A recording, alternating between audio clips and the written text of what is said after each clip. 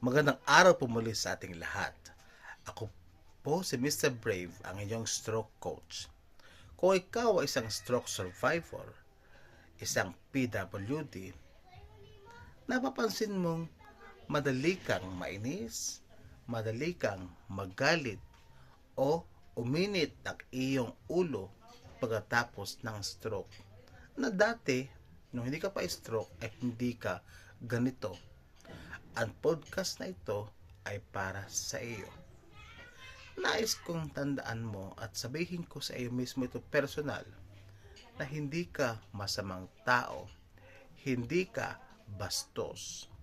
May dahilan kung bakit nangyayari ito sa iyo sa mga panahon na ito. Ngayon, pag-uusapan natin kung ano ang irritability after stroke. Bakit ito nangyayari at paano ito makokontrol at mapapangasiwaan? Una, ano ba ang irritability after stroke? Una ay ang madaling magalit, madaling mainis sa maliliit na bagay, mabilis uminit ang ulo, minsan sumisigaw o umiiyak na lang bigla-bigla. Pagkatapos ng stroke, nagbabago ang chemical ng ating utak. Ang bahagi ng utak na kumokontrol sa emosyon, kakayahan magpigil ng galit, ay naapektuhan. Bakit ba nangyayari ito? Una, dahil sa pinsala sa ating utak. May bahagi ng ating utak na responsable sa emosyon at self-control.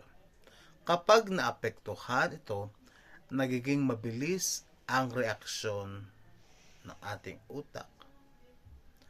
Pangalawa, frustration. Hindi makapagsalita, hindi makagalaw, o makagawa ng dating ginagawa. Nakaka-frustrate talaga po iyon. Pangatlo, pagod at kulang sa tulog. Ang utak ng stroke survivor ay mas madaling mapagod. Pang-apat, depression at anxiety. Minsan ang galit ay anyo ng lungkot o takot. Tandaan po natin lagi na hindi lahat ng galit ay galit. Minsan ito ay sakit na hindi masabi.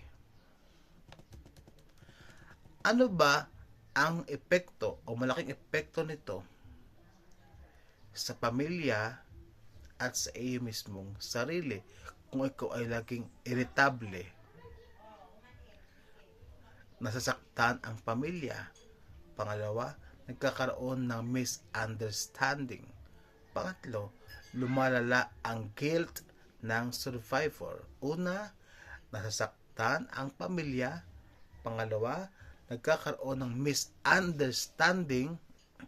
At ang pangatlo, lumalala ang guilt ng isang survivor. Para sa lahat ng stroke survivors, bakit ganito ako? Ito madalas sa kaisipan natin. Bakit ganito ako? Ayoko naman silang saktan. Ayoko namang magalit. Hindi ko makontrol ang aking emosyon. Ito karamihan nangyayari sa mga stroke survivor. Gusto ko sabihin to sa iyo mismo na hindi mo ginusto na mag-irritable at pwede itong maayos. Paano ba makokontrol ang pagiging irritable? Para sa lahat ng mga stroke survivors, huminga ng malalim kapag naiirita. Sabihin agad kung pagod ka. Iwasan ang sobrang stimulation, ingay, o ang stress. At ang panghuli, magpahinga bago mapuno. Una, para maiwasan, para sa mga stroke survivors, huminga. Inhale, exhale. Kapag naiirita, turuan natin ating mga sarili, ang ating mga utak patungkol doon. Sabihin agad sa isang kapamilya kung ikaw ay napapagod o nahihirapan. Pangatlo, iwasan ang sobra-sobrang stimulation katulad ng ingay o stress. Pang-apat, magpahinga bago mapuno. Para mas ma-caregiver at sa kanilang mga pamilya, huwag sabayan ng galit. Magsalita ng mahinahon. Pangatlo, bigyan ng oras at ng espasyo. Pang-apat, tandaan, ang kausap mo ay isang stroke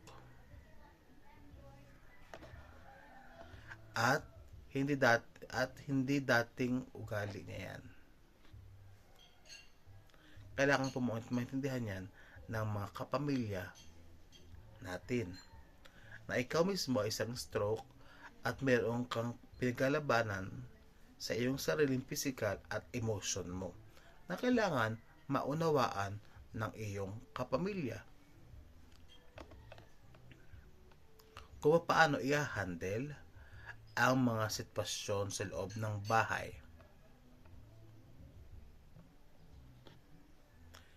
Kailangan din humingi ng tulong katulad sa mga profesional. Kung palaging galit araw-araw.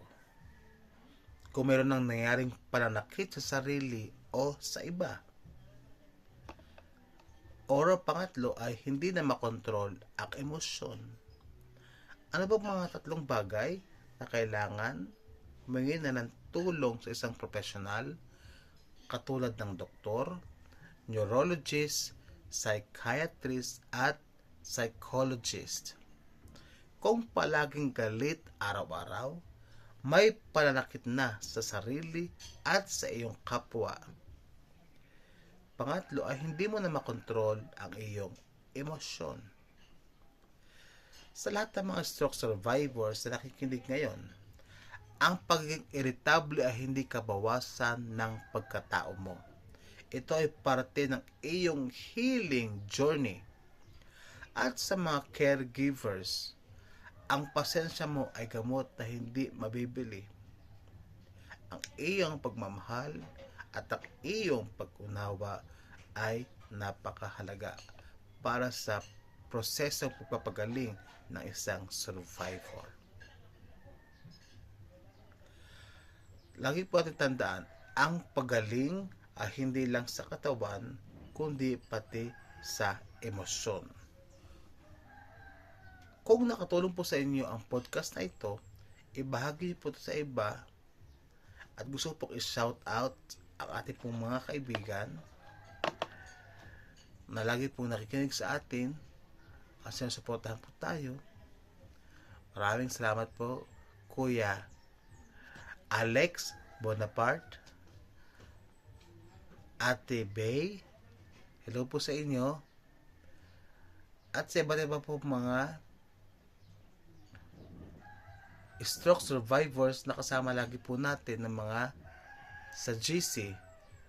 Marami pong salamat sa inyo, pagmamahal at sa inyong suporta.